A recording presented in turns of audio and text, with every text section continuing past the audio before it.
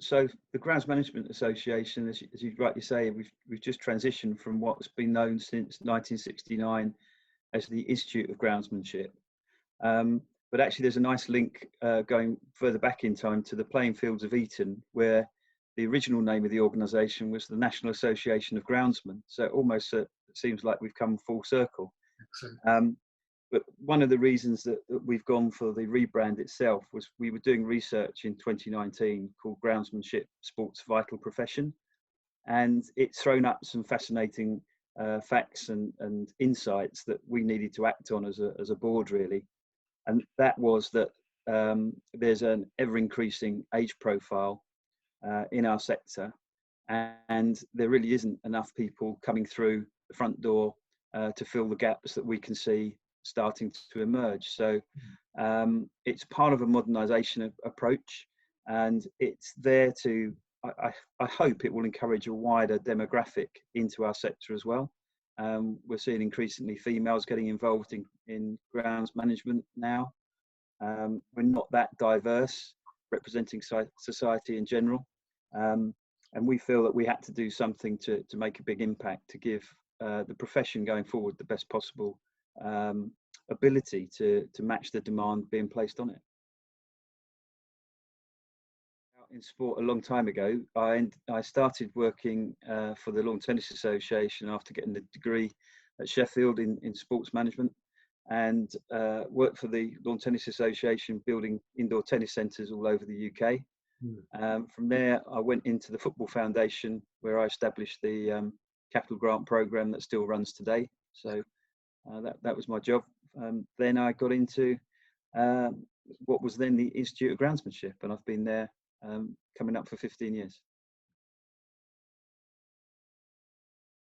Well, we're trying to keep going always forwards, so we never try to look backwards. We obviously look at where we sit within the bigger picture of sport, and we're obviously trying to raise the profile of grounds management so that it's really understood much in the same way as you'll understand with refereeing, or being an official in football, or being a coach in sport, etc.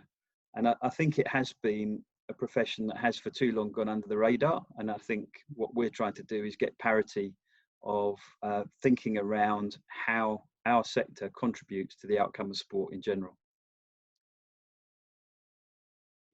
Based on evidence and research, which really led us to the conclusion that it was a no-brainer to actually make that transition and make that change. So we actually started the process off in 2019. And we did a lot of market testing. So we didn't just look at our own opinion. We actually went out to a wider market. We looked at members' views. We looked at non-members' views. We asked stakeholders like the football bodies, for example, or other sports bodies. And we took opinion from people actually that may not have thought of getting into a career in sports turf management. So we looked at it from a volunteer perspective, and we looked at it from a paid professional perspective.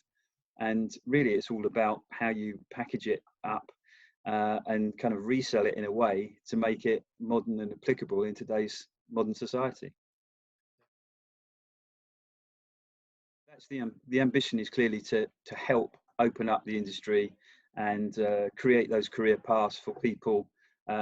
If you like, give it more of a tangible feel.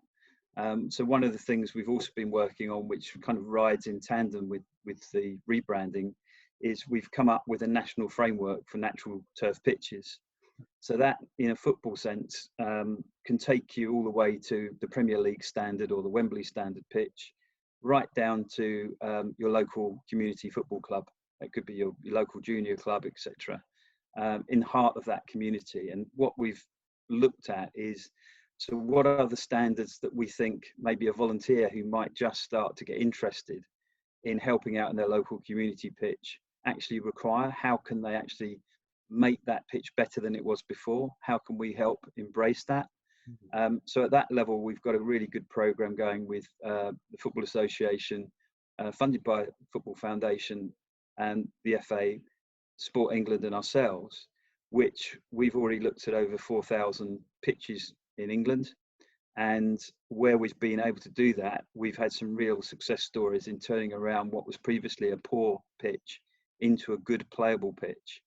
And that in itself, just at the grassroots level, is having a massive impact on reducing cancellations, ensuring that clubs can survive through harsh winter months, probably with the exception of this February, which has just washed out everything. But it's from acorns grow the oak tree type of approach, and just opening up using modern day communications. So, for example, a lot of our old traditional courses, which you might have had to turn up at a venue to be a part of, we can now do those online. So we're using the mediums of YouTube or other mediums video wise to get the messages out there. We're also working with the FA on their Hive project. So the FA have had that for coaching for quite a long time, and I believe for refereeing as well. And now there's a grounds maintenance section on it. So just using those mediums, you can get a big message out far and wide beyond our own communication channels, which is absolutely brilliant because everybody can then get more informed.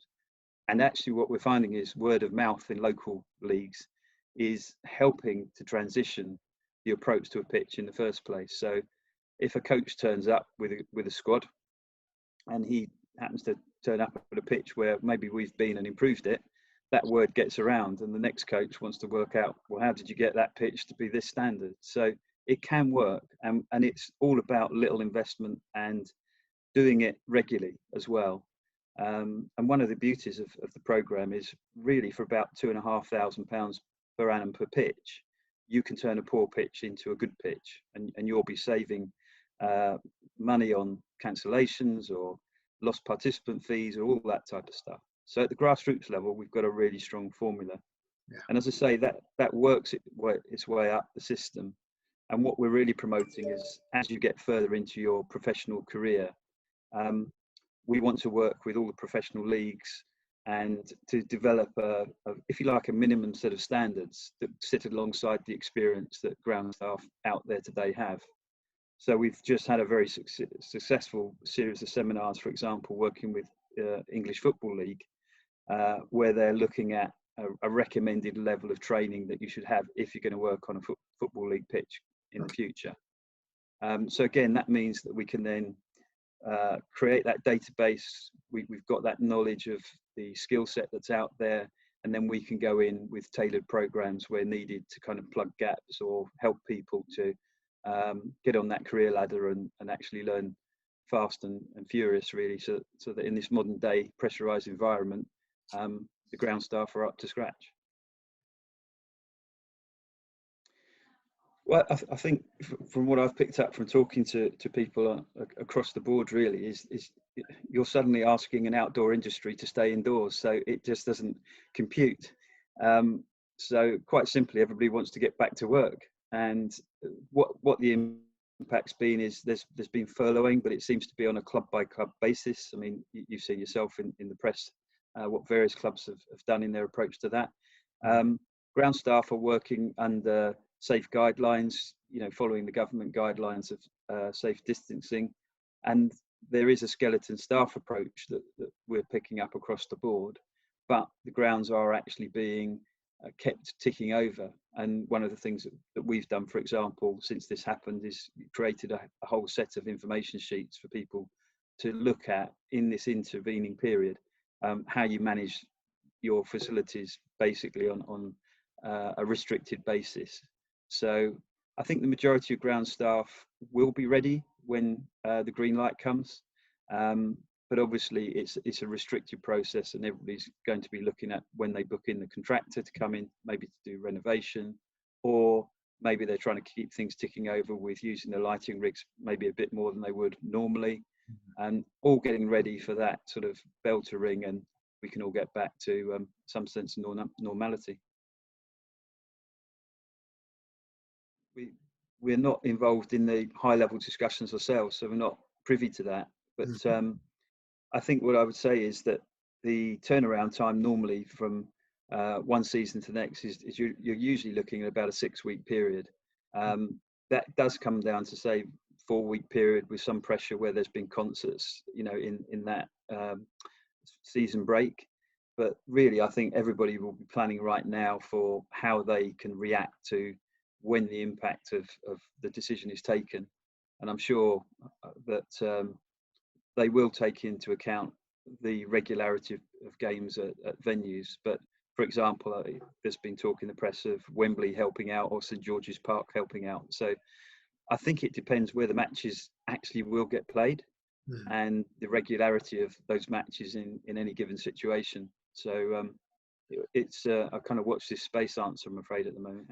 Is it practical? It's probably a needs must. If the games need to get played, they're going to have to get played. And I think we've got a resilient industry that it may not be the chosen path that everybody would want, but it may be the only path that we're on to get back to where we need to be. So I'm no doubt they will put pressure on the grounds teams out there. And I would hope that the football authorities understand the pressure that ground staff are under in any given normal season, and maybe appreciate them even more for what they probably will pull off on behalf of the various sports as all the sports start to open back up again. At the level you're talking about, really, but the taking a planned approach. So while you're off and not actually doing the work, you can still plan in the work that needs to be done. So I think that's what you'll find is that that's already an ongoing practice.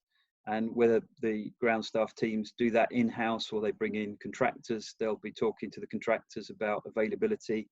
They'll be talking to all the supply chain for things like, making sure that they've got the grass seed. Many probably have bought in bulk in advance of this, looking at the impact before it happened. So I think I'm generally optimistic that they'll be in a good place. It's the availability of the supply and demand that will test the system, I'm sure. Unfortunately, that's probably going to be the case in certain situations, but I do think you have to look at that almost on a club by club basis. And it's interesting that we were just at the point, I gave the example of the English Football League earlier, that we were actually sitting down looking at how do we advance the standards and how do we get some minimum standards into the professional leagues.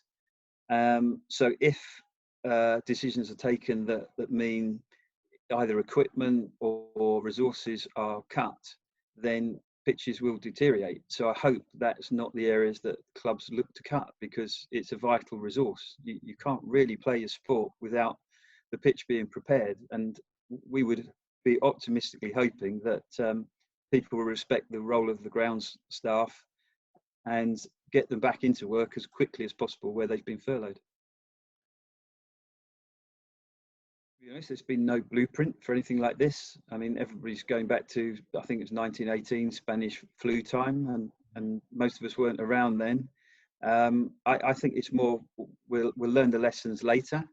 At the moment, I think we've had to react and then get into kind of interim working practices. And I think that's probably one of the lessons that you'll see coming through, where people have managed to react quickly enough and put if you like, a recovery plan in place, then you're going to emerge stronger and faster. Where that's not been the case, then I think it's going to be harder to do that. So I think it's all about effective planning. But one thing that's been really impressive, especially in the professional leagues, is ground staff are mines of data. So pitches now are tested regularly. You can see the standards. I was, one of the things I've been doing is watching retro videos of my favourite team, Chelsea, beating Leeds in, I think it was Old Trafford in the 1970. So if you look at the pitch at that point and look at the efforts of somebody like Tony Sinclair at Man United and the way he presents his pitch, I mean, it's unbelievable the standards that these guys produce under pressurised environments, and I think they're a credit to sport and should be celebrated, to be quite honest.